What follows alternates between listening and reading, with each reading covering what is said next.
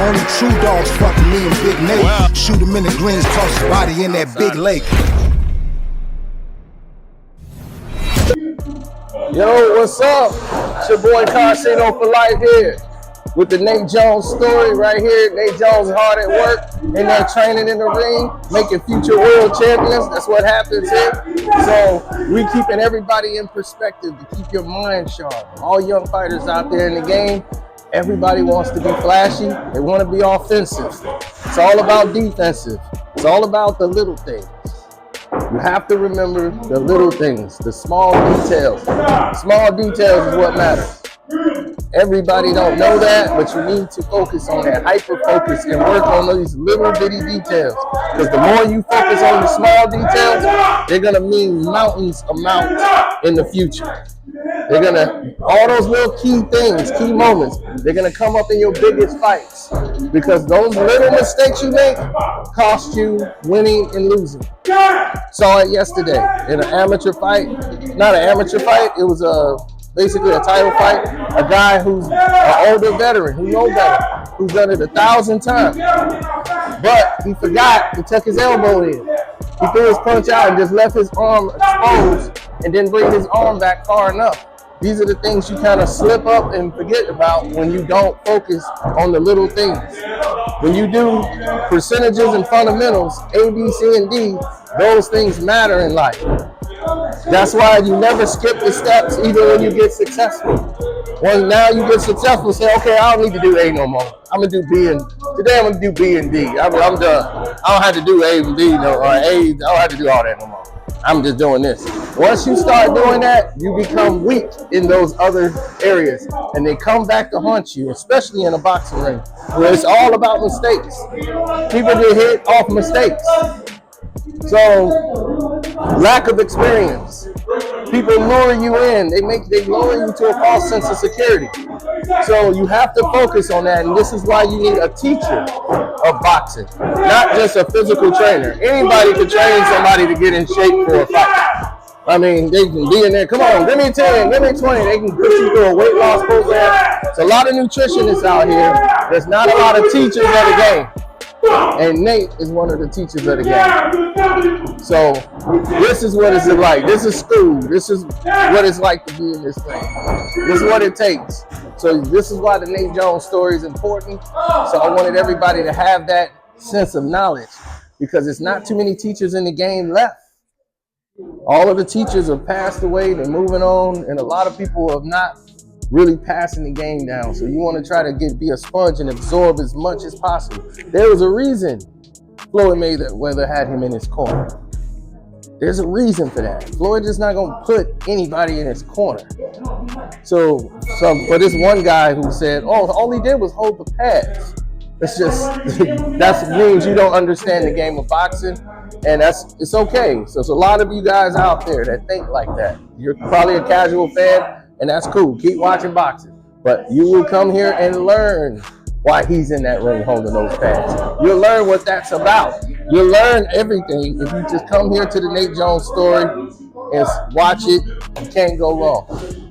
Now, let's talk about a series of different topics. And it's about our health. Right? If you're not healthy, it's hard for you to fight and perform. Most people lose because of the things they put in their bodies. And everyone's worried about gas prices going up. But food costs is going up. Because gas go up, it affects everything. So now that the gas is high, that's transportation. That trucks and everything else is more expensive for them. They have to use diesel fuel.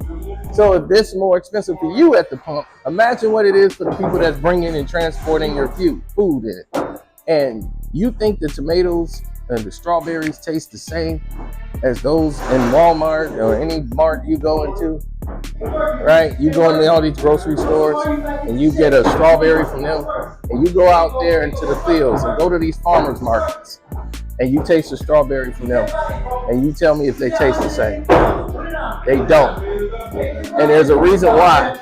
At Walmart and these supermarkets, they cannot have what they call spoilage and waste. So they want to preserve it as much as possible. So bugs love fruit.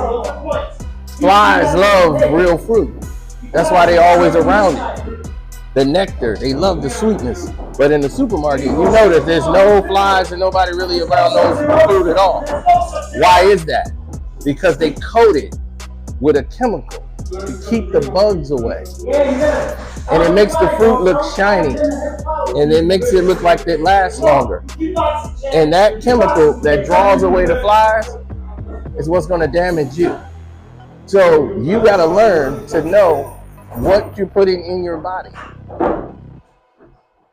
Shredded cheese, you don't eat it at all.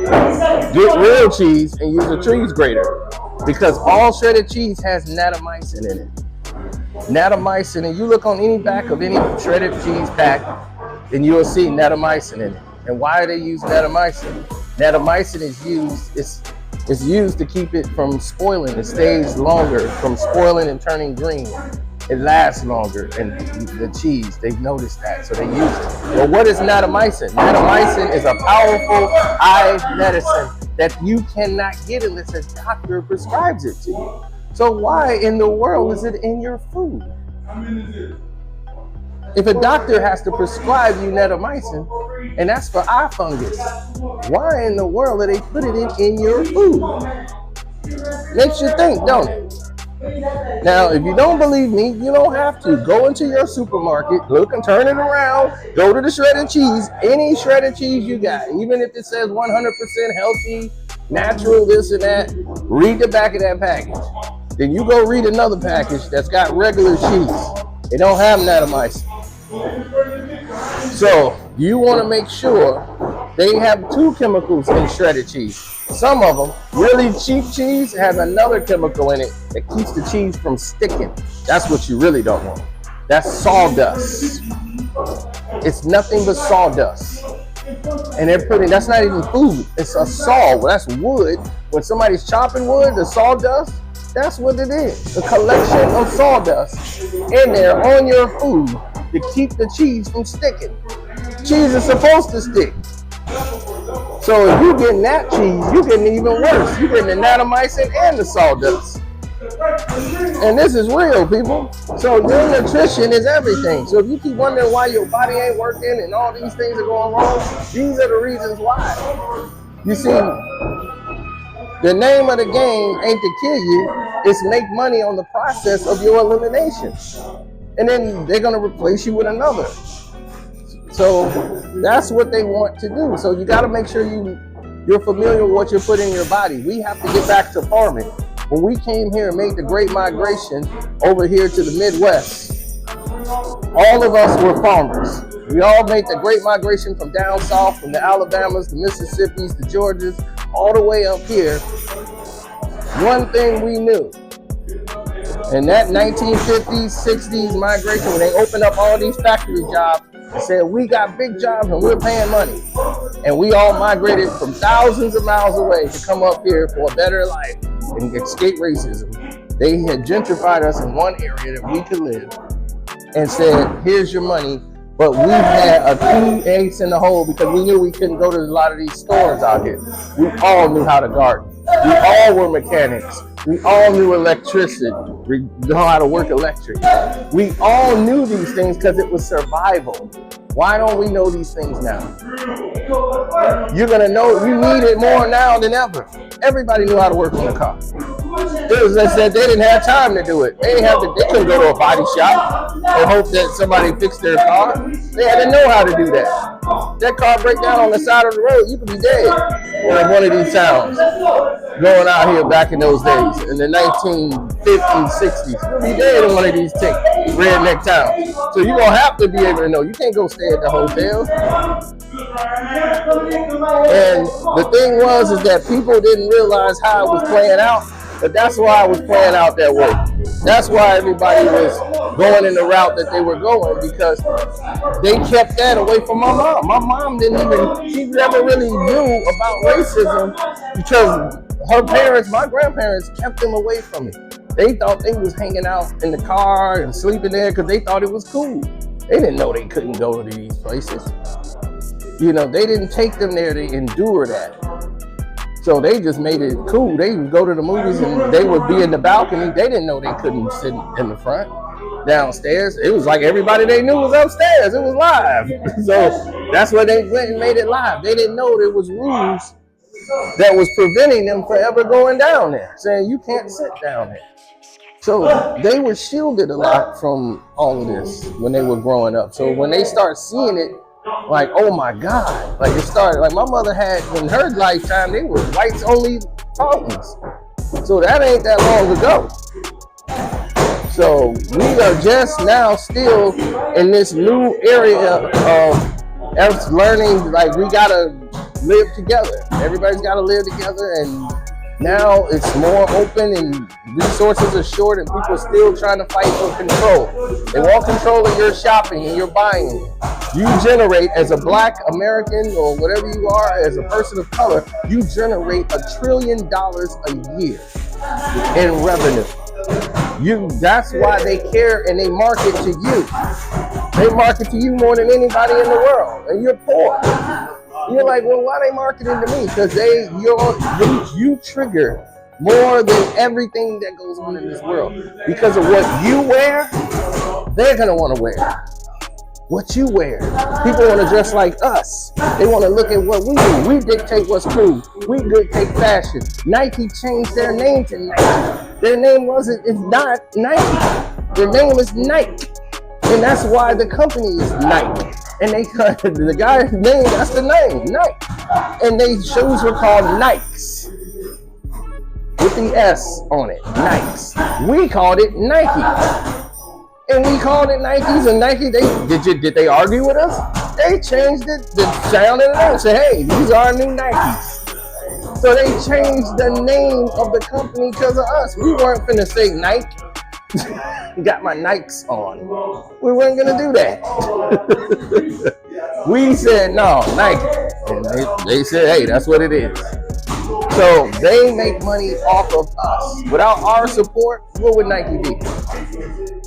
Because those kids want it because we like it. Those other kids like it because we like it. The fashion, all the trends that we got, because we like it. The rappers that we like, they like because we like it. If we like it, then it's cool. So they want to be cool. So we dictate fashion, foods, everything. We generate over $1 trillion worth of business every year, but we see none of the profit. They get the profit. They get the benefits. We don't get it. We have to realize our self-worth. Instead of making other people rich, we have to learn how to make ourselves rich. People walk around with Louis, Tommy Hill, they would spend $200, $300 on a belt. And they don't even own anything in their life. But why would you buy a $200 belt, $300 belt? You would think it's cool until you see a billionaire and he got on probably $200 worth of clothes that he's wearing that day.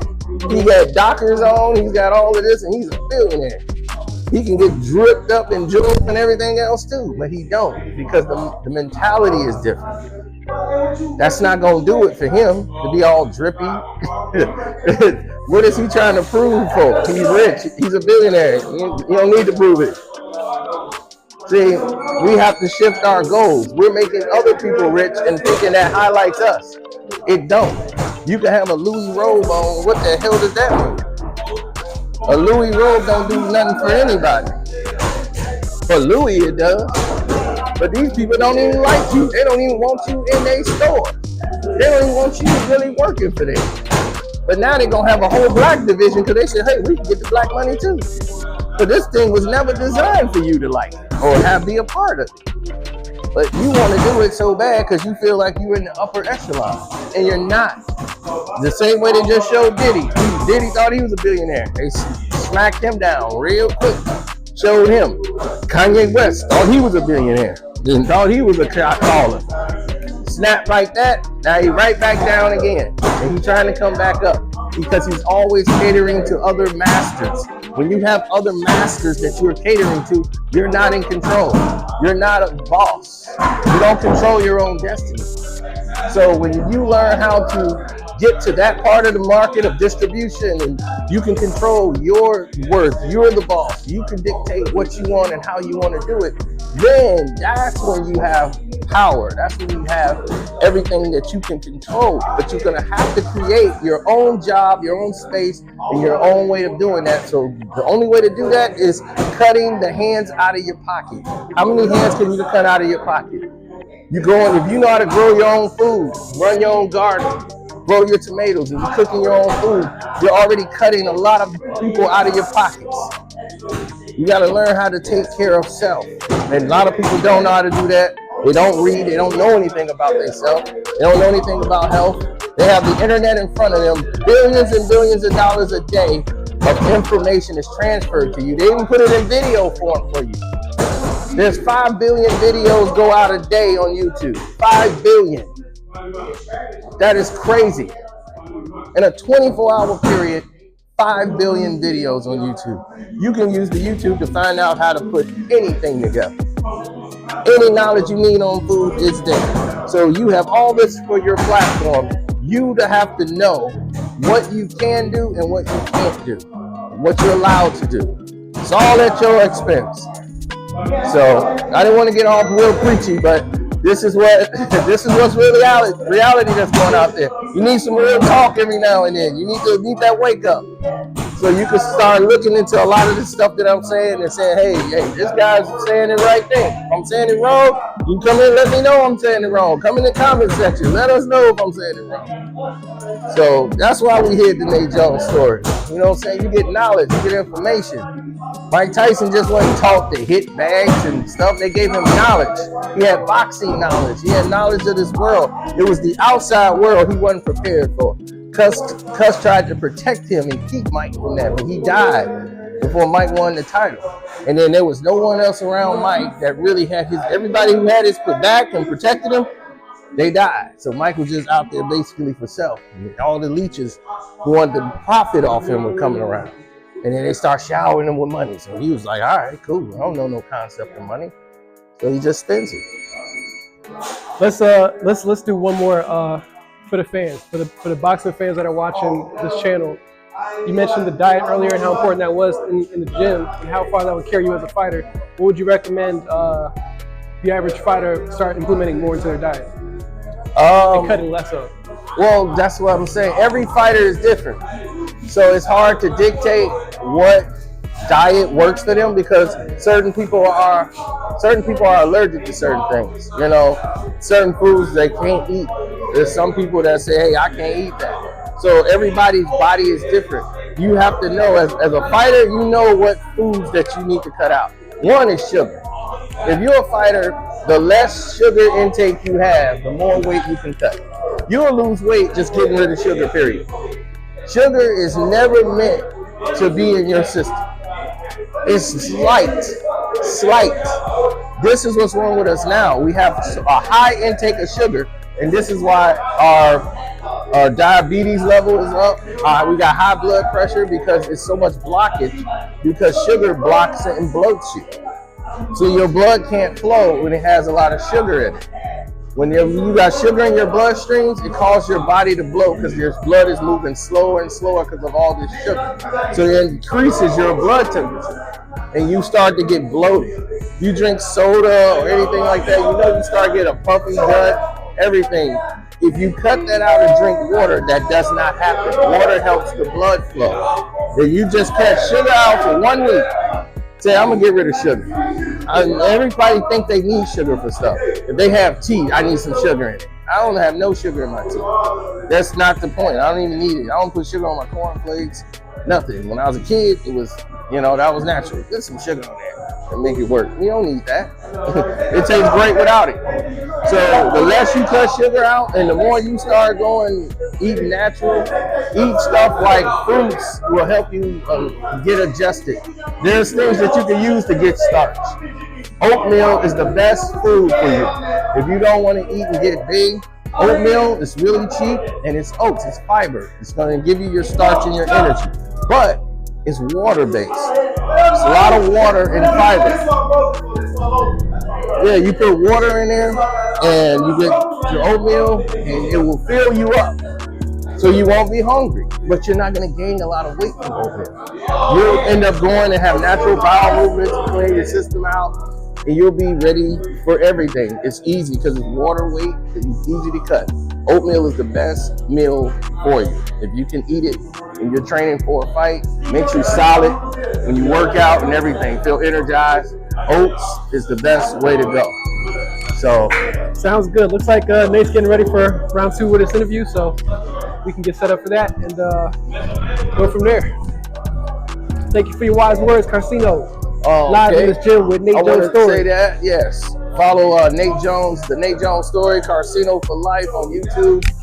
You can follow him on Instagram. Nate Jones, he's doing his thing big here, and I want to say thank y'all for having me here. Appreciated it. And Drake is getting exposed, so I'm loving that too. Hell yeah. Yeah.